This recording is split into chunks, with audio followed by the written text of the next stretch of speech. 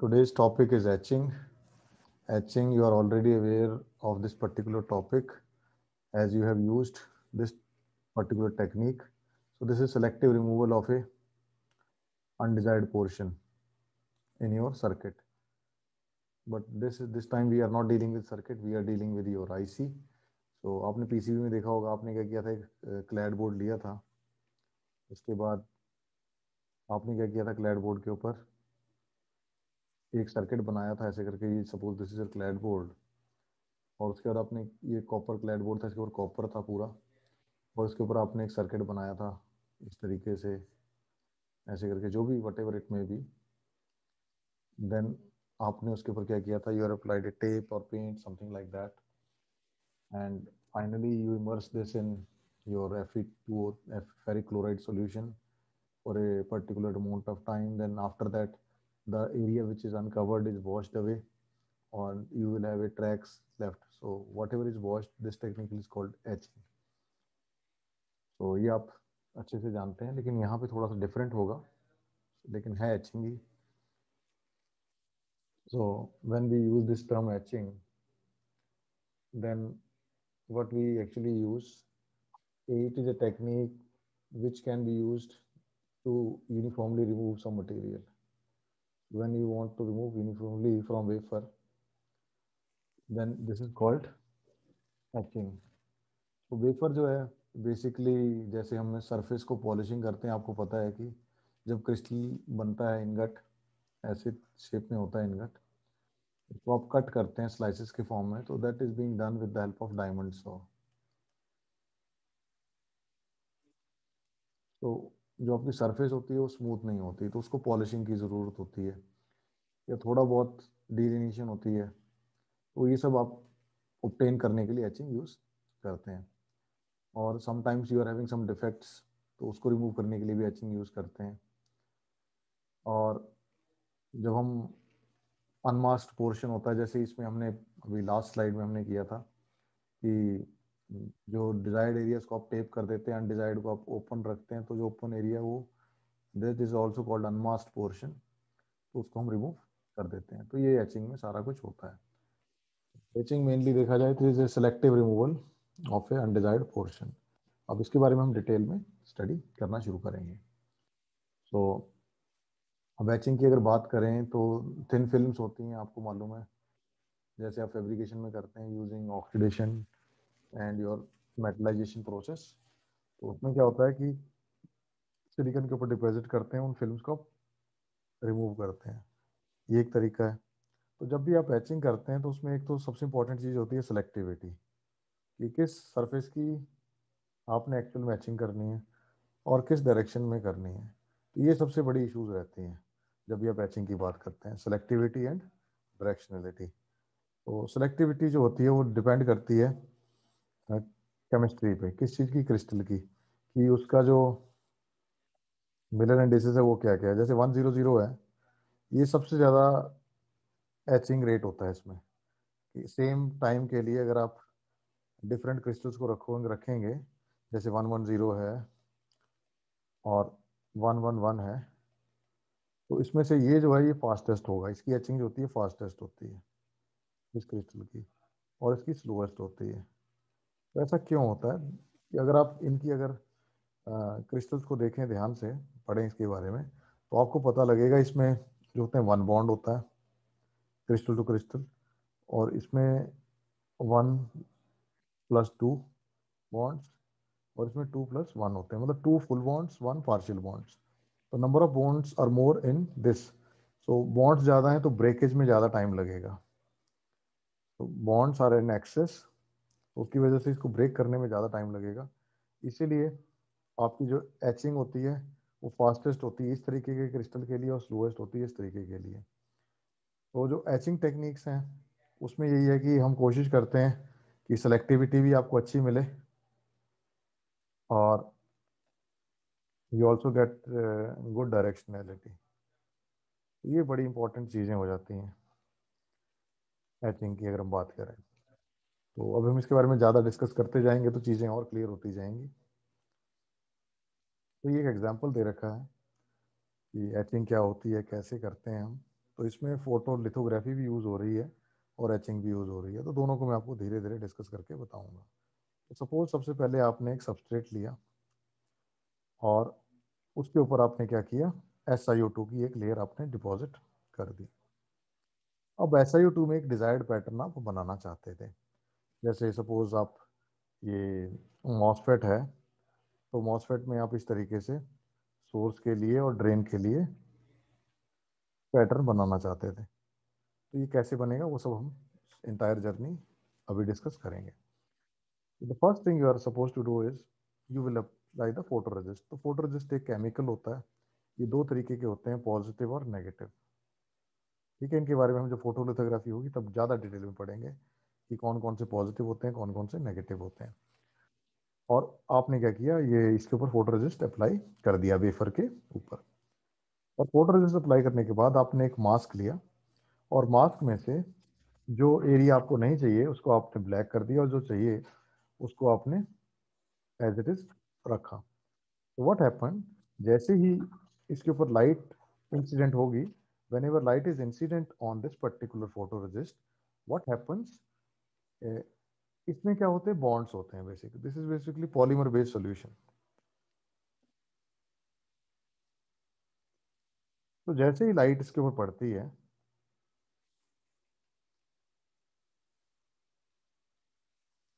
Polymer based solution,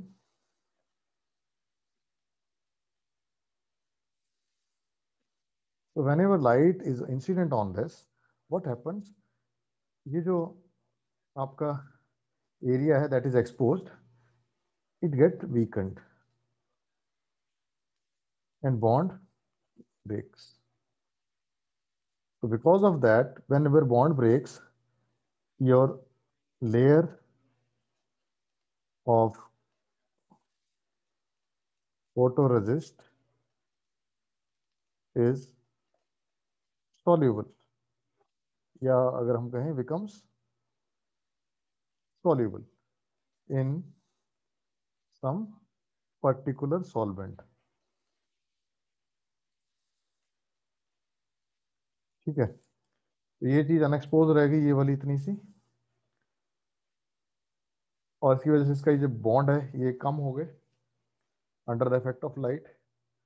bond कम हो गए तो ये सॉल्युबल हो गया। तो हमने जब इसको वॉश किया, डेवलप किया, जैसे फोटोग्राफी आपने देखी होगी पुराने टाइम में ऐसे होती थी कि फिल्म्स होती थी और उसके बाद उसको हम डेवलप करते थे। तो जो आपका अनएक्सपोज था वो सारा आपका इस तरीके से वॉश अवे हो गया। फिर आपने इसकी एचिंग की और ये जो लेयर थी ये इस तरीके से कंज्यूम हो गई and you and up with, और इसके बाद हमने क्या किया, ये जो रेजिस्ट थी इसको रिमूव कर दिया and you and up with A structure like this. अब इसमें आप आयन प्लांटेशन कर सकते हैं, तो ये आपका सोर्स बन गया, ये आपका ड्रेन बन गया, कुछ भी स्ट्रक्चर आप जो बनाना चाहते हैं। तो इसमें जो सबसे इंपॉर्टेंट चीज वो थी, ये फोटोरेजिस्ट एंड फोटोलिथोग्राफी के बारे में हम तो बाद में पढ़ेंगे। अभी सबसे इंपॉर्टेंट चीज आपकी एचिंग।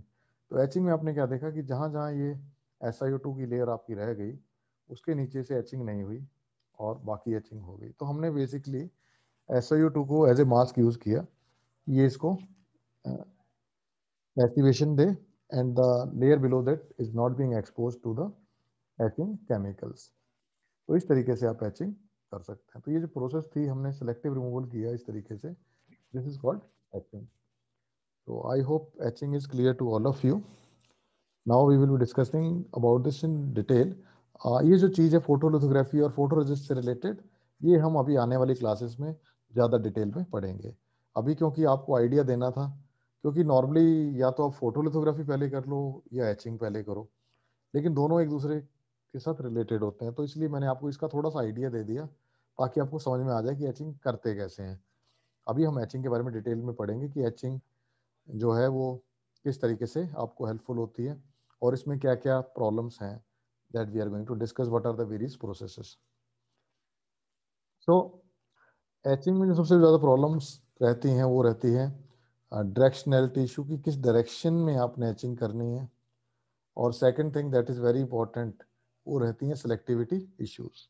तो अगर आप इसको देखें फिगर ए और फिगर बी को, फिगर ई में आप देखिए डिजायर्ड आपका जो एचिंग प्रोफाइल था वो इस तरीके का होना चाहिए था, लेकिन जब ये एक्सपोज होता है तो इट इज अनकंट्रोलेबल। तो इस तरीके से तो एक्सपोज हुआ ही हुआ, इस तरीके से भी उसने एचिंग कर दी। अब सेकेंड टाइप ऑफ एचिंग की अगर देखें, अगर आपने इस तरीके से किया तो ये देखिए एचिंग इस तरफ में भी हो गई, लेटरल भी हो गई, वर्टिकल भी हो गई। You are having lateral as well as vertical etching, and which actually disrupts or destroys the profile which you actually want।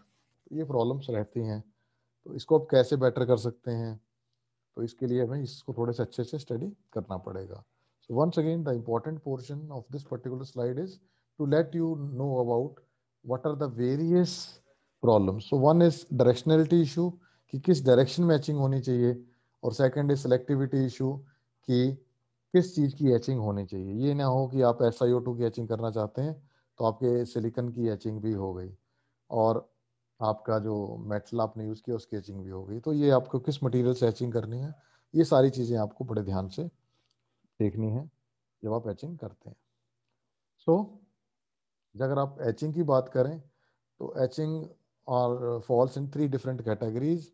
Isotropic, तो आइसोट्रोपिक में आप क्या देखेंगे कि आपको वर्टिकल एचिंग तो है ही है, साथ में लेटरल एचिंग भी है, लेटरल। और एनाइसोट्रोपिक में क्या है कि जो आपकी वर्टिकल है वो ज़्यादा है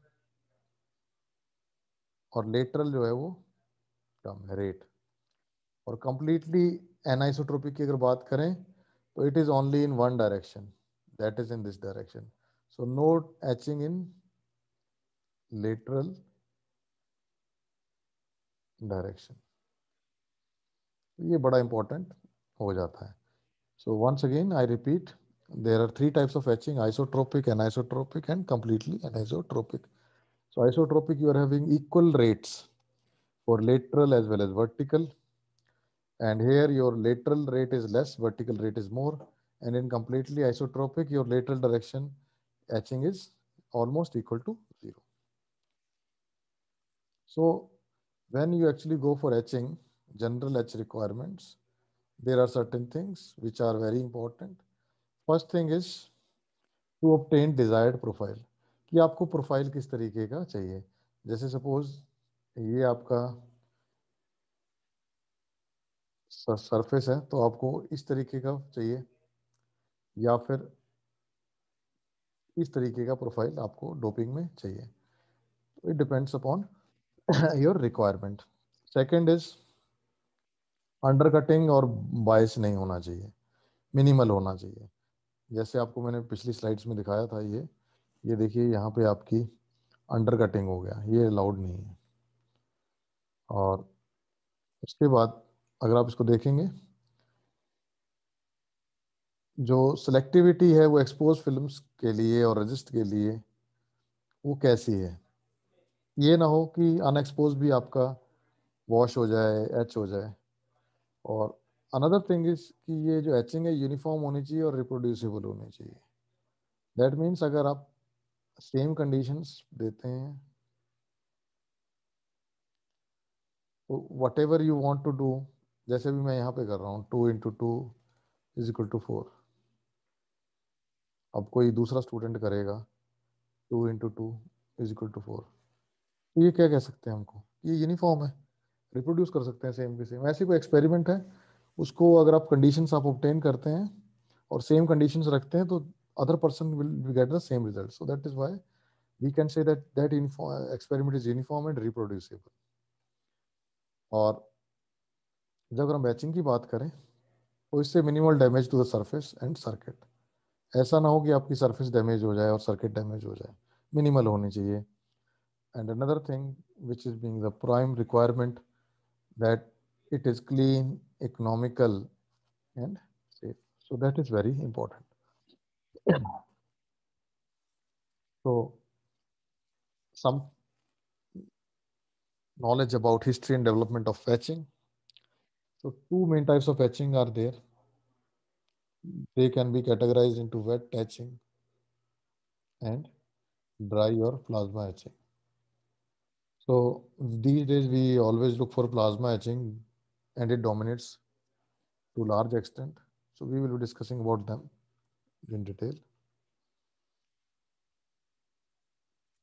So let's discuss about wet etching in detail and get you the good idea about how things are actually being obtained. So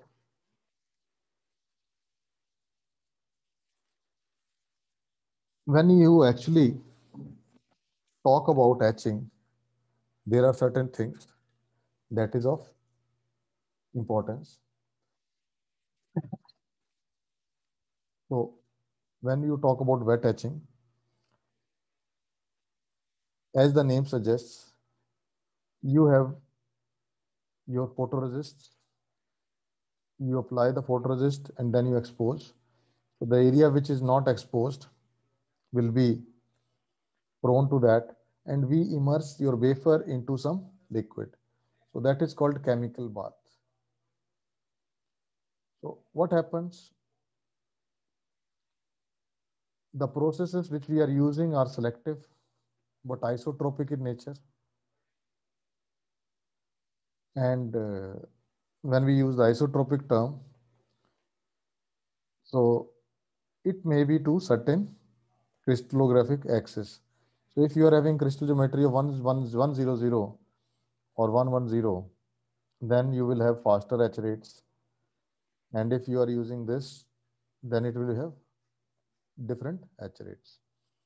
So first of all, what happens? SiO2 etching is being done by hydrous fluoric acid. तो आपकी जो SiO2 की जो layer बनी होती है उस पर आप ये एक्वस पोर करते हैं या उसको इमर्स कर देते हैं, उसकी वजह से आपका ये एक कंपाउंड बनता है और ये वाटर बन जाता है. तो इस तरीके से आप जो है इसको SiO2 को वॉश कर देते हैं डिजायर्ड एरिया से. और समटाइम्स सिलिकन को हम नाइट्रिक एसिड से भी वॉश करते हैं. तो क्या करते हैं, सिलिकन के अंदर नाइट्रोस ऑक्साइड ये बफर सॉल्यूशन डालते हैं और आपका ये जो सारी चीज़ें हैं वॉश होकर बाहर निकल जाती हैं. तो आपका जो डिजायर्ड एरिया है वो आउटपुट हो जाती है. तो इसमें एक प्रोसीजर है पूरा का पूरा कि आपको डिजायर्ड कंडीशंस प्रोवाइड करनी पड़ती हैं और उसके बीच में आप उसको एक्सपोज करते हैं या बात करते हैं. तो जो आपका अनडिजायर्ड पोर्शन है, जिसको भी सिलेक्टिव पोर्शन है, वो वॉश अवे हो जाता है. और बाकी अब प्रॉब्लम क्या आती है, जब वेट एचिंग की अगर बात करें तो ये अंडर इमर्शन होता है. So once it is being immersed, you don't have any control on what is actually going to happen. It is being studied on the basis of experiments कि ये चीज़ें हो रही हैं आपकी इस तरीके से कि आपने ये बना लिया कि इतनी देर अगर आप एक्सपोज करेंगे इसको इस कंडीशंस में तो इतने माइक्रोमीटर या इतने नैनोमीटर का आपका एचिंग हो जाएगा. बट एक्चुअली थिंग्स में वेराई अगर कंडीशंस थोड़ी सी भी आपकी स्लाइटली चेंज हो जाती हैं. तो अगर हम आइसोट्रोपिक की बात करें तो आइसोट्रोपिक एचिंग जो होती है उसको हम कह सकते हैं अंडर कटिंग. सो इसको अगर हम एक्सप्रेस करना चाहें H/B के फॉर्म में तो इस तरीके से होता है. तो अगर एच एनिस्ट्रोपी की अगर बात करें तो ये एक फॉर्मूला है. ये बताता है जैसे अगर आप लेटरल की तरफ जाएंगे तो B है और अगर वर्टिकल की तरफ जाएंगे तो D है. ठीक है. तो अगर आप बात करें कि जब दोनों के रेट बराबर होंगे कि आपका लेटरल भी इतना ही है वर्टिकल भी इतना है तो ये जीरो होता है फॉर आइसोट्रोपिक एचिंग. कि जो आपका लेटरल का एचिंग रेट है और जो वर्टिकल का एचिंग रेट है अगर वो दोनों सेम होंगे तो आपका जो सिस्टम है वो इस तरीके से बिहेव करेगा. ठीक है जी. तो ये फॉर्मूला बड़ा इंपॉर्टेंट है. On the basis of that you can easily find out whether a process is isotropic और not. Suppose your vertical rate is more as compared to lateral. So what happens? So this value is having some different value and you will get different answers. So on the basis of that, you can know whether your etching is isotropic or not. Now, sometimes what we do, we use mask. Mask का क्या होता है कि आप कुछ expose नहीं करना चाहते, उसको बचा नहीं चाहते हैं. But sometimes when we go for actually etching, तो मास्क इरोजन भी हो जाता है, और ये आइसोट्रोपिक के लिए भी इशू हो सकता है और एनआइसोट्रोपिक के लिए भी इशू हो सकता है. सो आइसोट्रोपिक की नेचर की वजह से जो वेट केमिकल एचेस हैं, इनको आईसी मैन्युफैक्चरिंग में यूज़ नहीं किया जाता आज की डेट में. मैंने रीज़न बता दिया, क्योंकि जब आइसोट्रोपिक ज़्यादा है तो आपको प्रॉब्लम्स रह सकती हैं कि लेटरल और वर्टिकल रेट सेम है, तो आपको प्रॉब्लम्स आ सकते हैं. अब हम एचिंग के बारे में थोड़ा डिटेल में पढ़ते हैं. ये एचिंग होती क्या क्या है और कैसे कैसे इसको आप चेंज कर सकते हैं. तो बेसिकली हम एचिंग में करते क्या है कि एक डिजायर्ड आपका पैटर्न होता है,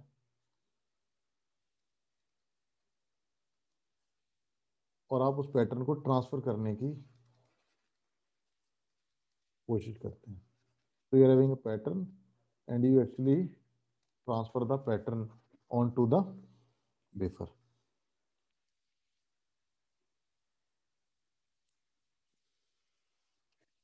तो केमिकल जो वेट एचिंग है, बेसिकली हम कहाँ कहाँ पे करते हैं, ये बड़ा इंपॉर्टेंट आ जाता है, क्योंकि मैंने बताया कि मेन स्ट्रीम में यूज़ नहीं करते जो आपकी प्रोसेसेस हैं. हम इसको यूज़ कहाँ करते हैं, तो जब ऐसे आपको पता होगा कि जब आपका सिलिकन वेफर बनता है, कहाँ से, इनगट के ऊपर से, तो वहाँ पे आप केमिकली ट्रीट करते हैं वेफर को. इसलिए उसकी लैपिंग एंड पॉलिशिंग के लिए. तो ऐसा करने से क्या होता है कि जब आप लैपिंग एंड पॉलिशिंग कर देते हैं, तो जो आपका सिस्टम है that is called optically flat हो जाता है, और डैमेज फ्री सरफेस हो जाती है.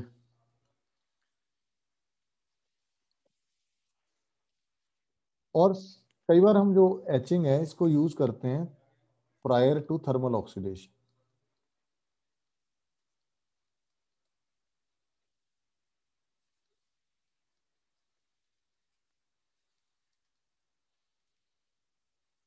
ऐसा क्यों है, क्योंकि आपको पता है वेफर बहुत टाइम तक पड़ा हुआ है, तो उसके ऊपर कंटेमिनेशन हो सकती है, तो उसको रिमूव करने की ज़रूरत है. Remove contamination. तो एक टर्म वो भी एक्सटेंसिवली यूज होती है कि जो आपका एचिंग है, वेट एचिंग अगर हम स्पेशली यूज करते हैं term, wet etching used for blanket etches. इसका मतलब क्या है कि होल वेफर को ही आप एच कर देते हैं. होल वेफर सरफेस है, उसको एच कर देते हैं एक पर्टिकुलर लिमिट तक.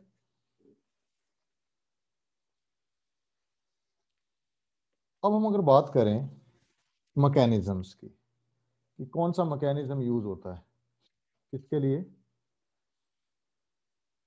एचिंग के लिए, वेट एचिंग के लिए. Mechanism for wait chemical etching. तो इसमें 3 स्टेप्स होते हैं. तो नंबर 1 स्टेप क्या होती है आपकी,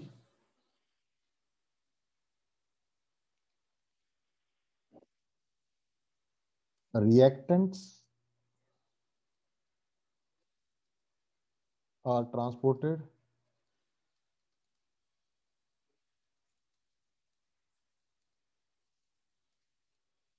bye diffusion to the reacting surface। ठीक है, ये पहली स्टेप होती है कि आप सबसे पहले क्या करते हैं, रिएक्टेंट को जो होते हैं डिफ्यूजन से रिएक्टिंग सरफेस पे लेके जाते हैं जिसकी आपने एचिंग करनी है। और जो सेकंड स्टेप क्या होता है इसमें कि जो भी रिएक्टेंट्स आपने वहां पे ट्रांसपोर्ट कर दिए हैं उनका केमिकल रिएक्शन होता है। तो सेकंड इज केमिकल